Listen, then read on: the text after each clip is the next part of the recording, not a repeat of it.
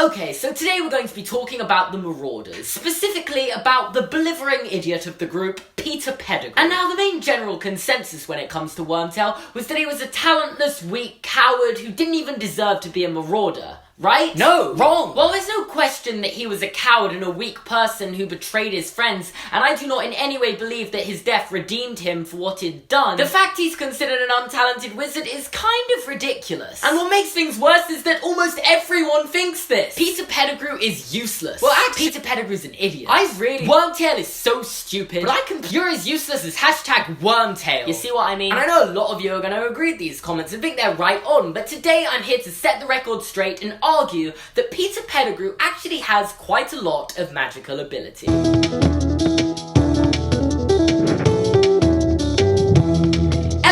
How you doing? Okay, so firstly, he's an animagus. We really don't know much about animagi or what it takes to become an animagus, but considering Hermione says there have only been 7 animagi this century, you've got to assume that something like this does take a decent level of power and skill. And everyone just assumes that James and Sirius carried him through this process of an animagus transformation, that he could have never done it alone. But there is absolutely no proof that this was the case. Point is, he achieved an animagus form while he was still at school, and I don't think a hopeless wizard could have done this. I was so depressed last night that I called myself almost as untalented as Wormtail. Wormtail was talented though! You're such an idiot, you make Peter Pettigrew look like a genius. I don't like the guy, but he wasn't an idiot.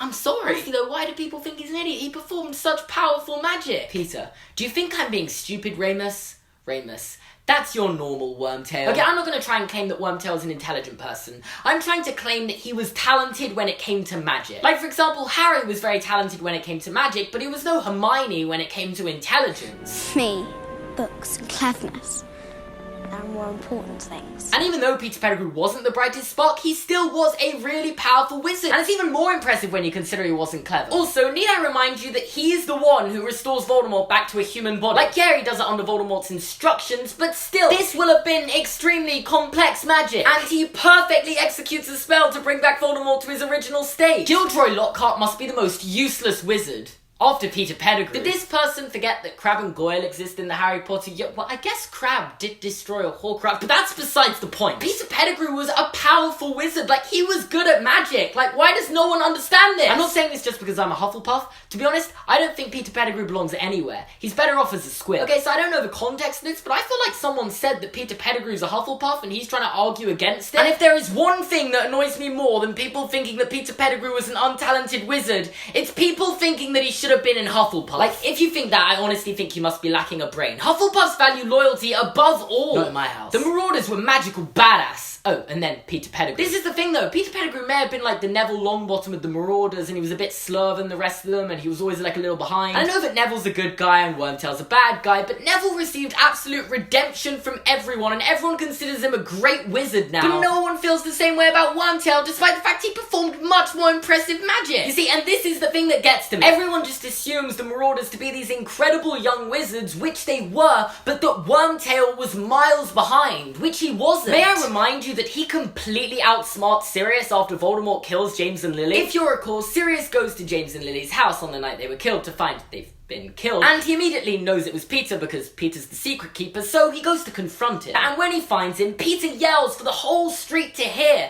that it was Sirius that betrayed Lily and James. And then before Sirius goes to curse him, Peter Pettigrew blows the street apart with his wand behind his back. This spell he performs with the wand behind his back kills everyone within 20 feet of him, and he cuts off his finger, turns into a rat, runs into the sewers, completely framing Sirius for everything he's done. Like, yeah, what he's done is terrible, but he also manages to successfully fake his own death and get Sirius stuck in Azkaban for 13 years. Like, yeah, that's conniving, but it's also deeply intelligent. Imagine James and Sirius impatiently helping Peter Pettigrew figure out how to become an animagus. Useless. As I said though, Peter Pettigrew completely outsmarted Sirius Black, so why are you assuming Peter Pettigrew is the useless one? If Voldemort is so powerful, why didn't he just give himself a nose? He gave Peter Pettigrew a hand after all. What did I just... That is the most stupid comment I've ever read. Forget every other comment I've ever read in all of the videos I've ever made. That That was the worst one. That was the most stupid one ever. Now, I know I usually refer to tweets as my main way of reflecting the general public's opinion, but today I want to use top trumps to do that. People still play with top trumps now, because that's what kids used to do before they had the internet. They probably have a top trumps app. I checked, they don't have a top trumps app. I've got a top trumps specials Harry Potter and the Order of the Phoenix edition. And basically, if you don't know how top trumps work, you split the cards in two, and each of you have a set of cards, and all the cards have characters ranked in terms of skill. You pick a category, and then whoever has the stronger card in that category gets the other person's card. And once someone gets all the cards, they win. That's basically how you play top trumps, if you didn't know. But anyway, I bring this to your attention because I was looking through these top trumps cards, and Peter Pettigrew has magic ranked at 1. Like, 1. And first things first, like, that's a bit harsh. Like, he's not 1. Like, even if you think he's terrible at magic, he's not 1. He's better than that. Like, to put into context how low a 1 is, August Filch, a squib, has a magic rating of 8. Meaning if you put Peter Pettigrew up against August Filch in terms of magic,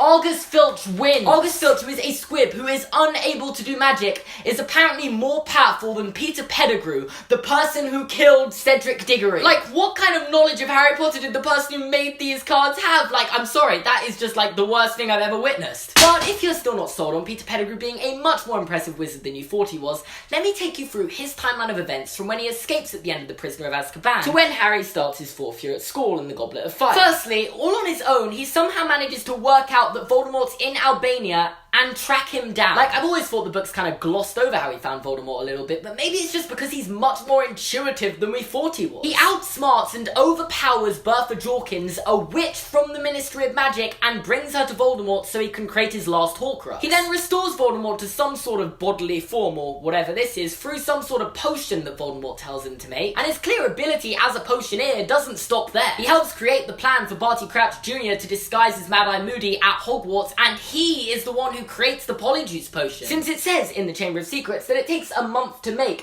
and Barty Crouch Jr. wasn't even with Wormtail and Voldemort a month before the plan took place. Obviously, Barty Crouch Jr. was producing it while he was at the school, but the original potion he had at the start, that was Wormtail. And finally, the day before Harry starts school, he helps Barty Crouch Jr. overpower Mad-Eye Moody, one of the greatest auras of his generation. And this was after 13 years of living as a rat and using no magic. He was powerful, okay? Peter Pettigrew was the worst thing that Gryffindor ever produced. He should have been a squib. Peter Pettigrew is so much more powerful at magic than so many other characters, and you're saying he should have been a squib. I think I found the person who created the Top Trump set. It's this person called Half-Blood Princess. Is it just me, or does that name sound familiar for some reason?